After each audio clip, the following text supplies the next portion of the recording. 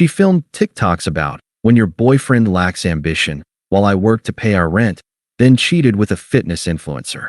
I vanished without drama. Her empire crumbled, and she's begging for another chance. Hey viewers, before we move on to the video, please make sure to subscribe to the channel and hit the like button if you want to see more stories like this. Thanks. I never thought I'd be writing this, but here we are. Some of you might have seen the TikToks. If you follow fitness or lifestyle content, you probably saw my ex-girlfriend Mia's videos about her boring boyfriend, without realizing that boring boyfriend was me. We'd been together 2 years, living together for 8 months. I'm a software developer. She's a content creator, or was trying to be one. When we first started dating, she had maybe 1,000 followers posting workout routines and healthy recipes.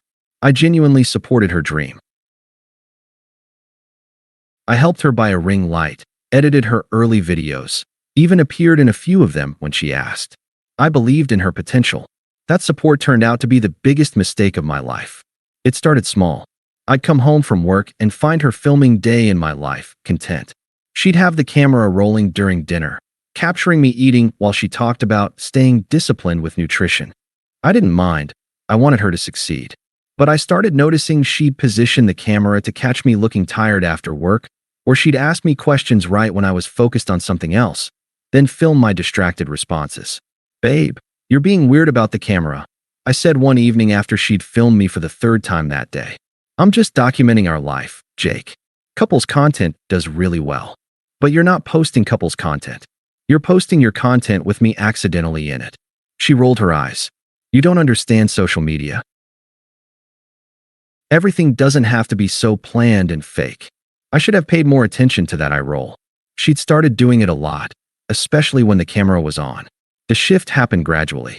Her follower count climbed to 20K, then 50K. The comments on her posts got more engaged, and she got more obsessed with engagement. She started posting relationship advice content, green flags in a partner, signs you're settling, when your boyfriend lacks ambition. I didn't connect the dots until my coworker Dave showed me something on his phone during lunch. Dude, isn't this your girlfriend? Dave held up his phone showing one of Mia's TikToks titled, When Your Boyfriend Has Zero Drive. The video showed her doing an elaborate morning routine, skincare, workout, healthy breakfast, while I was visible in the background in sweatpants, working from my laptop. She works so hard on herself, read the text overlay. But some people are just comfortable being average. My stomach dropped. The video had 200K views and thousands of comments calling me a loser, deadweight, and worse. That's messed up, man, Dave said. She's basically roasting you to strangers. I watched more of her recent videos during my lunch break. There it was, a months-long campaign of subtle humiliation. Her filming me gaming while she worked out. Her making disgusted faces when I suggested restaurants that weren't Instagram-worthy. Her talking about upgrading your life, while the camera accidentally caught me in old clothes. The comments were brutal. Dump him, sis. You can do so much better. Why are you with someone who doesn't match your energy? I drove home that day planning to have a calm conversation about boundaries. Instead, I walked into her filming another video. Oh, perfect. Jake's home, she said to the camera. Watch how some people have zero curiosity about their partner's day. She turned to me with the phone still recording. How was work, babe? Mia, what the hell is this? I held up my phone showing the zero drive video. It's just content, Jake. Don't be so sensitive. Sensitive? You literally called me average to 50,000 people. I never said your name. And maybe if you gave me more interesting material to work with, I wouldn't have to get creative. The casual cruelty of that statement hit me like a punch. Get creative? You're lying about our relationship for likes. I'm building a brand. You wouldn't understand. You just clock in and clock out like a robot. I looked at her phone, still recording. Turn that off. We're having a private conversation. My followers deserve authenticity. This is exactly the controlling energy I was talking about in my last video. Turn off the fucking camera, Mia. She finally stopped recording, but the smirk on her face told me everything. This was content to her. Our relationship, my feelings, my dignity, all content. You're proving my point right now, she said. You can't handle my success. What success? You're successful at humiliating your boyfriend online. You're being dramatic. Nobody even knows it's you. That night, I went through her comments and saw dozens of people tagging her in posts about toxic masculinity and men who can't handle successful women. She liked most of them. I also noticed she'd been deleting my supportive comments on her posts while leaving up the ones from guys hitting on her. The next few weeks got worse. She started posting more frequently, and I became a bigger target. Videos about signs your partner is holding you back. When someone doesn't support your dreams, why settling is self-sabotage. Each video was a thinly veiled attack on me, and her followers ate it up. I tried talking to her again. Mia, this has to stop. You're literally building your brand by tearing me down. I post about my life. If you don't like how you look in my life, maybe that says something about you, not me. It says something about how you're choosing to present me. I present you exactly as you are, comfortable, complacent, and boring. The word boring stung because she knew it was something I'd always been insecure about. She'd used my vulnerability against me for content. That's when I noticed Tyler. Tyler was a fitness influencer with 200K followers who'd started commenting on every single one of Mia's posts. Heart emojis, fire emojis, looking amazing queen type comments. And Mia would respond immediately, usually with flirty emojis back. Her phone started buzzing constantly with messages from T-flexed biceps. She'd light up every time his name appeared on her screen, more excited than she'd been about anything I'd done in months. Who's Tyler? I asked one evening after watching her smile at her phone for the 10th time. A creator I'm collaborating with. We're doing fitness content together. At 11 p.m., you've been texting him all night. God, Jake, this is exactly why my followers tell me to leave you. You're so insecure and controlling. Your followers don't even know me. They know enough. They see how you react to my success. They see how you try to dim my light. I helped you buy your equipment. I edited your first videos. How is that dimming your light? That was different. That was when I was small. Now I need someone who can match my energy at this level. The way she said this level, like she'd ascended to some plane I couldn't reach, made my skin crawl. A week later, she announced Tyler was coming to town for a business collaboration. She spent 3 days preparing, buying new workout clothes, getting her nails done, deep cleaning the apartment. It's a big opportunity, she said. Tyler's really connected in the fitness space. This could change everything for me. I came home early that Friday to grab something I'd forgotten. Tyler's white BMW was in our driveway. I could hear laughing upstairs, Mia's laugh and a deep male voice I didn't recognize. I walked upstairs and knocked on our bedroom door.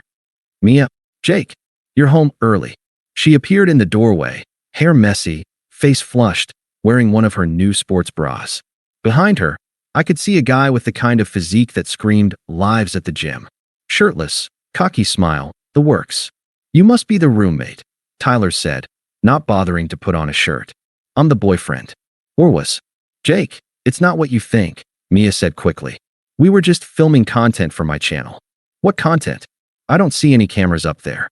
We were planning it out. Tyler's teaching me about brand partnerships and monetization strategies. Tyler laughed. Bro, no disrespect, but Mia's got real potential. She needs someone who understands the influencer game, you know? Someone who gets the business side. Get out of my apartment. Our apartment, Mia snapped. And you can't tell my business partners to leave. Business partners? I looked between them. Is that what we're calling it? You're being paranoid and embarrassing yourself, she said. I looked at Tyler, still smirking like this was all very amusing. Then at Mia, who was looking at me like I was the problem. Like I was the one being unreasonable. You know what? You're right. I am embarrassing myself. I turned and walked back downstairs. Jake, wait, Mia called after me. But I was done waiting. Done talking. Done being content. I packed a bag while they continued their business meeting upstairs. I could hear them laughing again, probably about me. I took my essentials, my laptop, and the photos of my family. I left my key on the kitchen counter next to a note that said, I'm off the lease as of Monday. Good luck with your brand. I didn't block her immediately. I wanted to see what she'd do. Within an hour, she'd posted a video titled, When Toxic Men Can't Handle Your Success. The caption read, Some people will try to dim your light because they're threatened by your growth. Trust the process and let them go. Sparkles hashtag toxic masculinity hashtag know your worth hashtag growth mindset. The comments were exactly what you'd expect. You dodged a bullet, queen. Secure men support their women's dreams. He was holding you back anyway. That's when I blocked her on everything. For the next few weeks, I focused on work and the gym. I moved into a studio apartment downtown, started therapy, reconnected with friends I'd neglected. I didn't check her social media, didn't ask mutual friends about her, didn't look back. But the story found its way back to me anyway. Dave was the one who told me Tyler had ghosted her. Apparently, he'd gotten what he wanted, some content, probably some sex, and then moved on to the next aspiring influencer. Mia had posted a few cryptic videos about fake people and users, but then deleted them. Then her follower count started dropping. Screenshots of her old videos mocking me started circulating with captions like, "This didn't age well," and "Imagine humiliating your supportive boyfriend for clout." People started commenting on her new posts asking where the boring boyfriend was, saying he seemed like a good guy. Her engagement plummeted. Brand partnerships dried up. The fitness companies that had been courting her suddenly went quiet. Tyler, meanwhile, had started a podcast where he talked about his experiences in the influencer world. He did an episode about content creators who mistake attention for connection and girls who think being mean is being authentic. He didn't name Mia, but anyone who'd followed the situation knew exactly who he was talking about. That's when the messages started. First, she tried texting from a new number. "Can we talk?" Then, "I made mistakes, but what we had was real." Then, "I know you're getting my messages." Then, "Tyler meant nothing. You know that, right?" I didn't respond to any of them. Her sister called me next. "She's really struggling, Jake. Maybe you could just talk to her. She made her choice very publicly, Sarah. She was just caught up in the fame. You know how she really feels about you." Yeah, I saw exactly how she felt in about 50 TikToks. Come on, Jake. You guys were good together before all this social media stuff. The social media stuff wasn't separate from her. It was her showing me who she really is. Her friends tried too. Emma, who I'd always gotten along with, texted me, "Mia's not doing well. She really misses you." I didn't respond to that either. 3 months after I moved out, she showed up at my apartment. I don't know how she got my address, probably from Emma or Sarah. I opened the door to find her standing there with red eyes and a Starbucks cup, like she was hoping this would be casual. "Jake, please. I know I messed up, but I've learned so much. Mia, you need to leave. I deleted all the videos about you. I'm starting fresh. We can start fresh too. I don't want to start fresh with you. What we had was real. The internet stuff wasn't real." I looked at her for a long moment. 3 months ago, this conversation would have destroyed me. I would have wanted to comfort her, to fix things, to believe that the person I'd fallen in love with was still in there somewhere. Now I just felt tired. The internet stuff was the only real thing about you, Mia. That's who you chose to be when you thought no one was watching.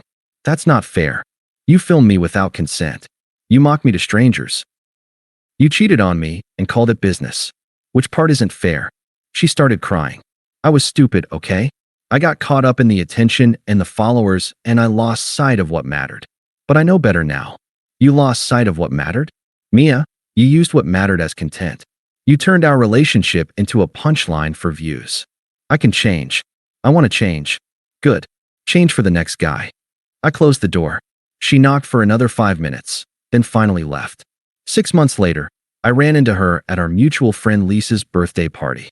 I almost didn't recognize her at first. She'd lost weight, and not in a healthy way. She looked exhausted. I was there with Sarah, a marketing director I'd been dating for 2 months. Sarah was beautiful, successful, and had never posted a single photo of us together because she valued privacy. She was everything Mia pretended to be, actually confident, actually accomplished, actually kind. "Jake, you look really good," Mia said, approaching us by the bar. "Thanks. I've been doing a lot of thinking. About us. About what I did wrong." "Okay. That's it. Just okay. What do you want me to say, Mia?" "I want you to say you'll give us another chance. I want you to say you miss what we had." I looked at her, really looked at her. She was still pretty, still had that energy that had drawn me to her initially. But now I could see the desperation underneath it, the hunger for validation that had driven everything she'd done to me. "I don't miss being your content," I said. "I don't miss being your practice boyfriend. I don't miss being your safety net while you auditioned for upgrades. That's not fair." "It's exactly fair." I walked away, back to Sarah, who was talking with Lisa about her new job. Sarah looked up at me and smiled. A genuine smile, not one performed for an audience. "Everything okay?" she asked quietly. "Yeah, everything's perfect." And it was. I don't think about Mia anymore. I don't check her social media, don't ask about her when her name comes up. The anger I felt for months after our breakup has faded into something much more powerful: complete indifference. She turned our relationship into content, and now she's irrelevant content herself. She taught me that some people will perform love while never actually feeling it, and that the cruelest thing you can do to someone is make them believe they're not worth basic respect. But she also taught me what I actually deserve. And it's not someone who sees me as material to exploit. So thanks for that lesson, Mia. It was worth every humiliating TikTok. Just not in the way you intended. Thanks for watching. Make sure to subscribe to the channel and hit the like button. What do you think about this story? Share it in the comments.